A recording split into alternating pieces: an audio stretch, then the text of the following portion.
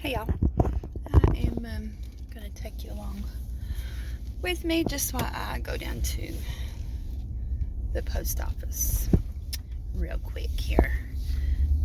It's not far from my house at all. We do not get our mail delivered to our houses here where I live. There are other communities in the area where that does take place, but not in my community. But anyway, I just was thinking this morning about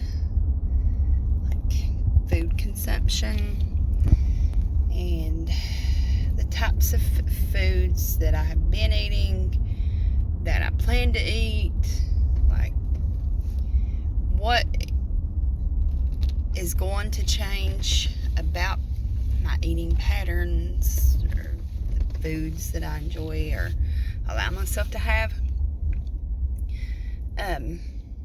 once I'm cleared for all foods, of course. I wish they'd fix that hole.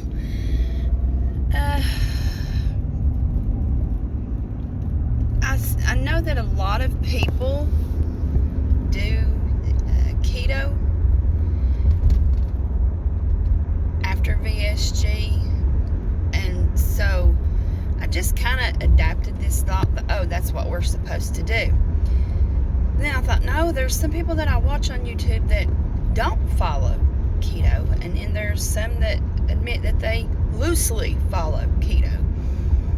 And I thought, not that I like to categorize myself, but if I had to, I would put myself in that last category.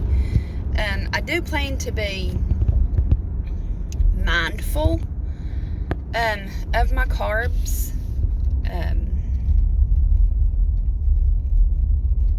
And of course the sugars, and which goes along with the carbs. As far as snack foods and things, junk food. But now when it comes to fruit, the carbs found naturally in fruits and vegetables, I'm gonna have those, because I've just got this thing that, you know what I mean, if it grows out of God's earth that He created, and that He intended for that to be for, fuel for our bodies, I tend to have a problem with somebody telling me that I shouldn't eat that, because He did that for a reason. Sure, in moderation, but isn't that all things? So I don't know. Just the difference between complex and simple carbs really is what I'm saying. But I said all that to say this. If the majority of these people, and by these people I mean nutritionists mainly, some nutritionists, not all, doctors and this and that, are going to preach keto to you after you're so far out from your surgery, yet the first little bit after surgery they were preaching fat and sugar intake. Why would I change that? Why do they feel the need to switch that up? Because, in the beginning is when you lose the majority of your weight.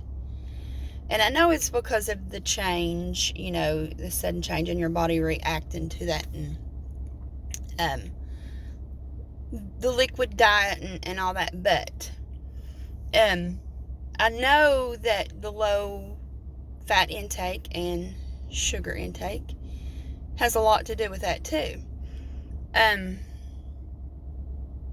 So why wouldn't I stick with that? Why not continue with that? And I'm sure there's a reason. And I'm not aware of it, and I'm not trying to like say anybody's wrong or debunk or debate or anything. I really am just looking for an answer to that. Like, I'm seriously curious, like, why is that? And I mean, I know it's, and I had said long ago, as far as muscle confusion goes with your workouts, I've always said, if they're going to tell you in the equation that your diet is 80% and exercise is only 20%, but yet in that 20%, muscle confusion, aka switching it up, is crucial, why wouldn't switching things up, with the 80% be crucial just as well? For example, carb cycling. To me, that's a way of switching it up. Just changing your calorie intake each week and things like that.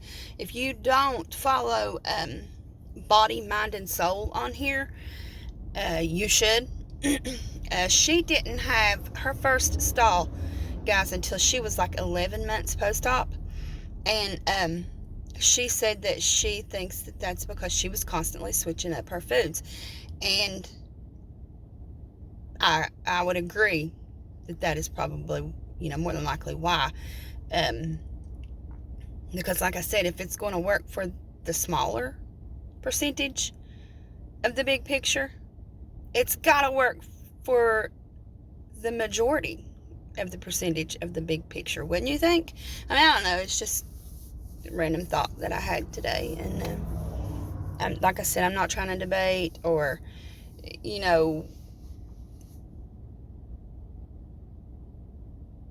convince somebody that, keto is not good. I've never thought that it wasn't a good thing. I'm just saying that it's not sustainable for me for long term. I know it's not something I'm going to stick with, so I would rather just, get in that mode of developing habits that I know I'm going to stick with. But I really am curious about this. So I'd like it if you would, share your thoughts in the comments below. Because your girl really is just curious. I mean, I feel like it's inquiring minds want to know type of day. Hey again, y'all. I wanted to do a little test run with this phone mount that I just picked up at the dollar store. I've been meaning to get one, and like I mentioned before, I'm not that very forgetful. And the only reason I have this one is because it was sitting right there on the counter at the checkout in front of my face. So we're going to see. It don't feel really sturdy. Yep. It's a big no.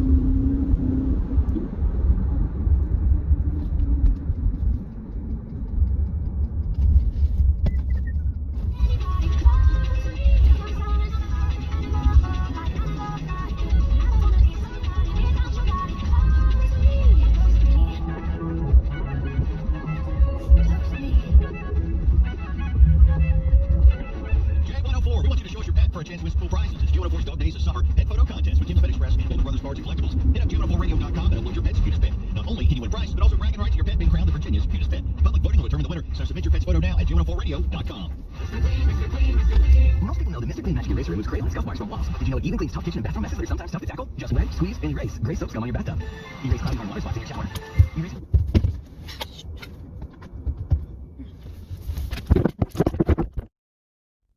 Obviously, that was a waste of $5 or $6. So, yeah. I should have done. Okay, so this is the one I bought. Barely made it out of the parking lot. My phone hit the floor. Not to say that there's not some great things out there for $5, but this is definitely not one of them, guys. So yeah, don't waste your monies on this one. So, did I just do my first review?